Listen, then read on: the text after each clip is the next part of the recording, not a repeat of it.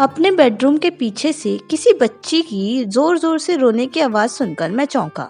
खिड़की से झांकने पर पता चला कि किशन की बेटी गुड्डी दहाड़े मारकर रो रही थी। मैंने खिड़की से ही पूछा, अरे लीला, छोरी क्यों रो रही है? इस पर गुड्डी की माँ ने जवाब दिया, क्या बताएं सरकार, छोरी इस दिवाली पर बहुरानी जैसे सैंडल की जिद कर रही है। वह कुछ रुक कर बोली, इस गरीबी में मैं ऐसे सैंडल कहां से ला कर दूं? मैं अपनी ठकुराहट में चुप रहा और खिड़की का पर्दा गिरा दिया। मैंने जब से होश संभाला था तब से किशन के परिवार को अपने खेतों में ही मजदूरी करते पाया था। जब 10वीं जमात में आया तब जाकर समझ आया कि कुछ नीची जाति के परिवार हमारे यहाँ बंधुआ मजदूर हैं। सारा दिन जी तोड़ मेहनत करने के बाद भी मुश्किल से इन्हें 2 जून की रोटी व पहनने के लिए ठाकुरों की उतरन ही मिल पाती थी। इसमें भी बेहद खुश थे ये लोग। गुड्डी किशन की सबसे बड़ी लड़की थी। भूरी भूरी आंखें, गोल चेहरा, साफ रंग, सुंदर चमकीले दांत, इकहरा बदन। सच मानो तो बार्बी डॉल से कम ना थी। बस कमी थी तो केवल उसकी जाति की, जिस पर उसका कोई वश नहीं था। वह 4वीं जमात तक ही स्कूल जा सकी थी। अगले ही साल घर में लड़का पैदा हुआ तो 13 साल की उम्र में स्कूल छुड़वा दिया गया और छोटे भाई कैलाश की जिम्मेदारी उस मासूम के कंधों पर डाल दी गई। दिन भर कैलाश की देखभाल करना, उसे खिलाना पिलाना, नहलाना धुलाना वगैरह सब कुछ गुड्डी के जिम्मे था।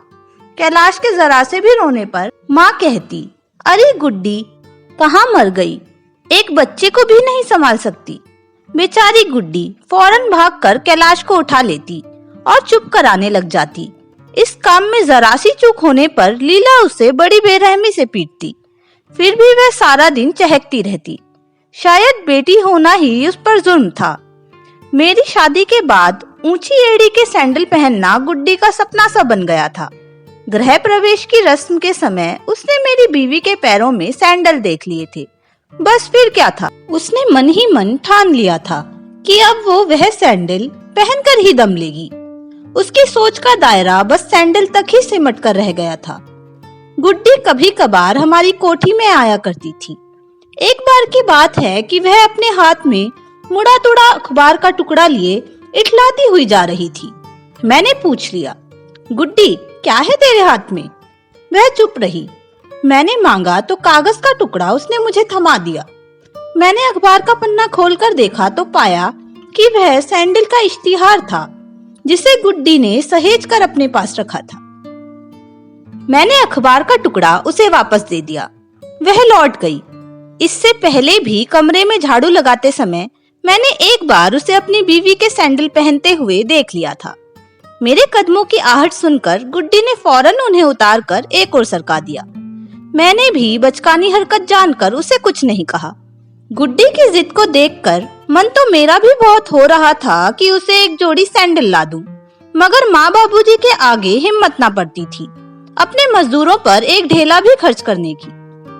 बाबूजी इतने कंजूस थे कि एक बार गांव के कुछ लोग मरघट की 4 दीवारी के लिए चंदा मांगने आए थे तो उन्हें यह कहकर लौटा दिया, अरे बेवकूफों, ऐसी जगह पर 4 दीवारी की क्या जरूरत है जहाँ जिंदा आदमी तो जाना नहीं चाहता और मरे हुए उठकर आ नहीं सकते। बेचारे गांव वाले अपना सा मुंह लेकर लौट गए। गुड्डी को कुछ ला कर देना तो दूर की बात है, हमें उससे बात करने तक की इजाजत नहीं थी। हमारे घरेलू नौकरों तक को नीची जाति के लोगों से बात करने की मनाही थी। गांव में उनके लिए अलग कुआं, अलग जमीन पर धान, साग सब्जी उगाने का इंतजाम था। वैसे तो किशन की झोपड़ी हमारी कोठी से कुछ ही दूरी पर थी, मगर उसके परिवार में कितने लोग हैं उसका मुझे भी अंदाजा नहीं था। मैं राजस्थान यूनिवर्सिटी से बीकॉम का इम्तिहान पास कर वकालत पढ़ने विलायत चला गया। वहाँ भी गुड्डी मेरे लिए एक सवाल बनी हुई थी। देर रात तक नींद न आने पर जब घर के बारे में सोचता तो गुड्डी के सैंडल की याद ताजा हो उठती। मैंने मन ही मन उसे अपने परिवार का सदस्य मान चुका था। 4 साल कैसे बीत गए पता ही नहीं चला। मैंने वकालत की पढ़ाई पूरी कर ली थी। अब बात आगे काम सीखने की थी, जो मैं यहाँ अपने देश में ही करना चाहता था।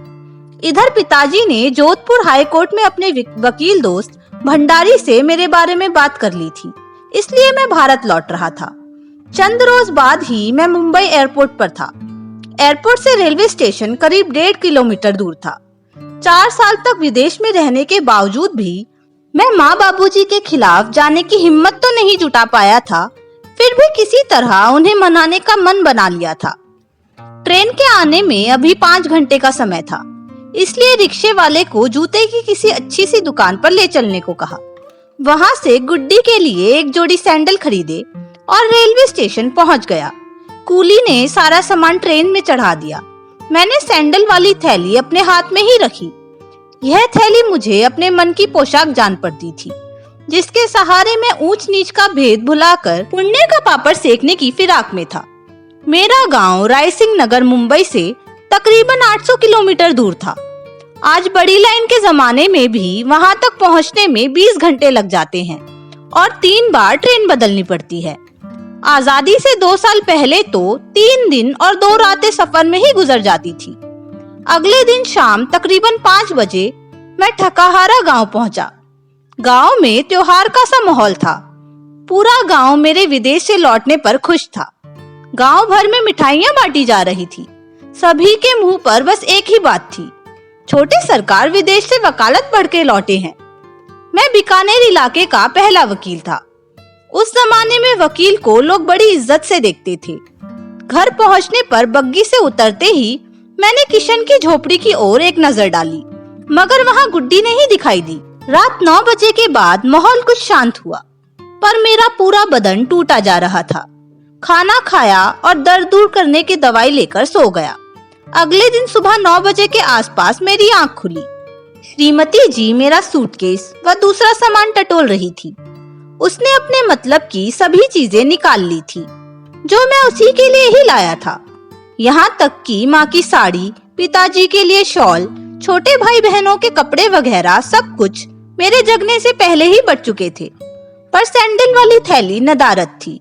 मैंने सोचा कि सुधा ने अपना समझकर कहीं रख दी होगी। दोपहर के खाने के बाद मैंने सोचा कि अब गुड्डी के सैंडल दे आऊं। उसे बड़ी खुशी होगी कि बाबूजी परदेश से मेरे लिए भी कुछ लेके आए हैं। मैंने अपनी बीवी से पूछा, सुधा वह लाल रंग की थैली कहाँ रख दी जिसमें सैंडल थे? सुधा ने जवाब दिया, ऐसी तो कोई थैली नहीं थी आपके सामान में। मैंने फिर कहा, अरे यार मुंबई से लाया था, यहीं कहीं होगी, जरा गौर से देखो। सुधा ने सारा सामान उलट पुलट कर दिया, मगर वह लाल रंग की थैली कहीं नहीं मिली। काफी देर के बाद याद आया कि अजमेर रेलवे स्टेशन पर एक आदमी बड़े देर से मेरे सामान पर नजर गड़ाए था। शायद वही मौका पाकर ले गया होगा। यह बात मैंने सुधा को बताई तो वह बोली, चलो अच्छा ही हुआ, किसी जरूरतमंद के काम तो आएगी। वैसे भी मेरे पास तो 6-7 जोड़ी सैंडल पड़े हैं। इस पर मैंने कहा, अरे सुधा, वह मैं तुम्हारे लिए नहीं गुड्डी के लिए लाया था। गुड्डी का नाम सुनते ही सुधा सिसकने लगी। उसकी आंखें भीग गई। वह बोली, किसे पहनाते? गुड्डी को मरे तो 4 महीने हो गए। सुधा की पूरी बात सुनकर मैं भी रो पड़ा। सुधा ने बताया कि मेरे जाने के 1 साल बाद ही बेचारी गरीब को एक अय्याश शराबी के साथ ब्याह दिया गया। उम्र में भी वह काफी बड़ा था। गुड्डी लोगों के घरों में झाड़ू पोछा करके जो भी 2-4 रुपए कमा कर लाती, उसे भी वह मारपीट करके ले जाता। 24 घंटे वह शराब पीकर पड़ा रहता था। बहुत दुखी थी बेचारी। फिर भी उसने अपने सपने को ज्यों का त्यों संजो कर रखा था। करीब 4 महीने पहले बड़ी मुश्किल से छिप छिपा कर बेचारी ने 62 रुपए जोड़ लिए थे। करवा चौथ के दिन गांव में हाट लगा था, जहां से गुड्डी अपना सपना खरीद कर लाई थी।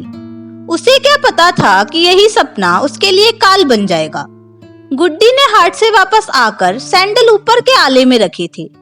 एक बार पहनकर देखे तक नहीं कि कहीं मैले ना हो जाए। शाम को ना जाने कहां से उसके पति की नजर सैंडल पर पड़ गई। कहने लगा, बता चुड़ैल, कहां से लाई इतने पैसे, किसके साथ गई थी?